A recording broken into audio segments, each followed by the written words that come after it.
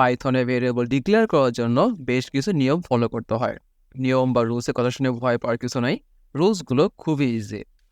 প্রথমেই variable name যে কোনো আলফাবেট বা লেটার দিয়ে শুরু হতে পারবে। আমরা বেশ কিছু এক্সাম্পল দিয়ে জিনিসটা ট্রাই করি। একটা ভ্যালু হিসেবে আমরা রহিম লিখি। আমরা এইটুকু বুঝতে পারতেছি রহিম হচ্ছে একটা স্ট্রিং ভ্যালু যেটা কারোর নাম নির্দেশ করতেছে। সেজন্য শুরুতে আমরা নেম লিখবো, এরপর সমান দিয়ে একটা ভেরিয়েবল ডিক্লেয়ার করব। এক্ষেত্রে দেখো এই নেম নামক যে ভেরিয়েবলটা, এর মধ্যে এখন রহিম নামক স্ট্রিং ভ্যালুটা স্টোর করা আছে। আমরা নেম না লিখে এখানে শুধুমাত্র এন দিলে সেটাও কিন্তু কাউন্ট হতো। একইভাবে আমি আরেকটা ভেরিয়েবল ডিক্লেয়ার করি। এই ভেরিয়েবল ডিক্লেয়ার করাটাও কিন্তু ঠিক আছে, কারণ এখানেও আমরা আলফাবেট দিয়েই শুরু করেছি। এখন তোমার মনে প্রশ্ন আসতে পারে, সবসময় কি নামের ক্ষেত্রে আগে নামে দিতে হবে? এমন কোনো আসলে রুলস নাই। ধরো আমি একটা ভেরিয়েবল নিলাম অ্যানিমাল দিয়ে, আর এখানে মান হিসেবে পাস করলাম। কোনোভাবেই কিন্তু অ্যানিমেল হিসেবে অ্যাপেল ভ্যালু হয় না, বাট পিসিতে কিন্তু এটা প্রবলেম করবে না। পাইথনের হিসেবে যদি নেমিং রুলসগুলো ফলো করে তাহলে কোনো প্রবলেম নেই। কিন্তু অ্যাজ এ হিউম্যান বিং যখন তোমার কোডটা অন্য কেউ পড়বে, তার কাছে কিন্তু জিনিসটা বুঝতে একটু কষ্ট হতে পারে যে অ্যানিমেলের ভিতর অ্যাপেল কীভাবে আসতেছে। তাই আমরা চেষ্টা করব তুমি যেরকম ভ্যালু নিবা ঠিক সেরকম একটা ভেরিয়েবল দেওয়ার জন্য। যদি তোমার ভেরিয়েবলে একাধিক ওয়ার্ড থাকে, সেক্ষেত্রে আমরা পরবর্তী প্রতিটা ওয়ার্ডের প্রথম অক্ষরটা বড় হাতে দিব। একটা এক্সাম্পল দিয়ে জিনিসটা বোঝা যাক।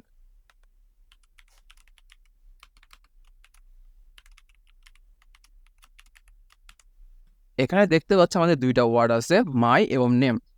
আমরা পরবর্তী ওয়ার্ডের প্রথম অক্ষরটা বড় হাতে দিয়ে এই ভেরিয়েবলে ডিক্লেয়ার করলাম।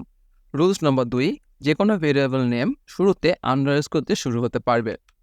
শুরুতে আমরা একটা আন্ডারস্কোর দিব, দেন যে কোনো কিছু লিখতে পারি। আমাদের ভেরিয়েবল ডিক্লেয়ার করা হয়ে গেছে। এখন কেন এই রুলসে নির্দিষ্ট করে আন্ডারস্কোরের কথা বলা আছে?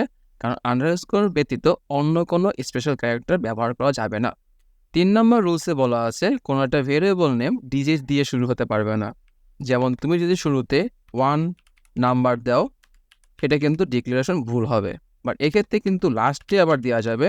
আমি যদি নাম্বার লেখার পরে 1 দিই, সেক্ষেত্রে কোনো ভুল নাই, কারণ এটা কিন্তু প্রথমত আমার যেই রুলসটা ছিল অক্ষর দিয়ে বা আলফাবেট দিয়ে শুরু হবে সেটা ফলো করতেছে।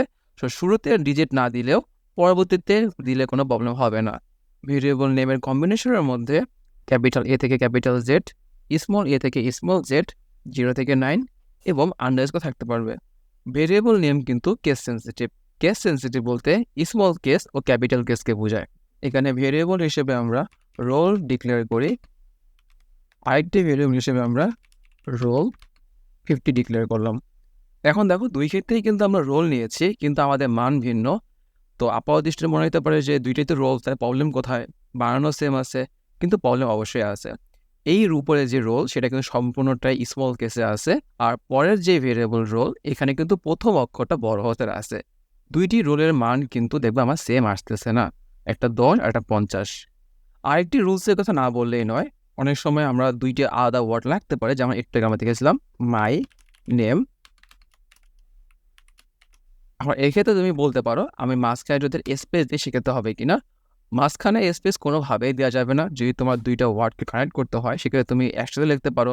এছাড়াও তুমি প্রতিটি ওয়ার্ডের মাঝখানে আন্ডারস্কোর ব্যবহার করতে পারো, কিন্তু কখনোই মাঝখানে স্পেস দেওয়া যাবে না। আজকের আলোচনার মধ্যে সর্বশেষ যে রুলসটা সেটা হচ্ছে পাইথনে কিছু নির্দিষ্ট রিজার্ভ ওয়ার্ড আছে যেগুলোকে আমরা কিওয়ার্ড বলে থাকি। এই ওয়ার্ডগুলো পাইথনের নিজস্ব সিনট্যাক্স রিলেটেড ওয়ার্ড, তাই এই ওয়ার্ডগুলোকে আমরা ভেরিয়েবল হিসেবে ইউজ করতে পারবো না।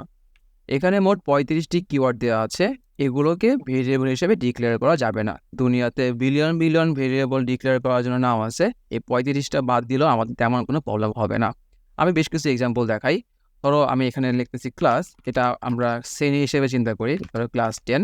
এভাবে কিন্তু ক্লাস 10 লেখা যাবে না। তুমি এই ওয়ার্ড বাদে যা লেখো প্রবলেম নাই, কিন্তু এভাবে লেখাটা ভুল হবে। আমি রান করে দেখাই ভুল আসে কিনা।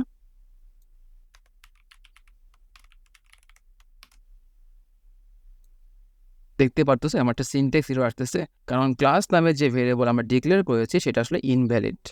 সব শেষে এক নজরে এখানে দেখবা কিছু লিস্ট দেওয়া আছে, তুমি এই লিস্টটাও ফলো করতে পারো তোমার ভেরিয়েবল নেমের কনভেনশন ঠিক রাখার জন্য।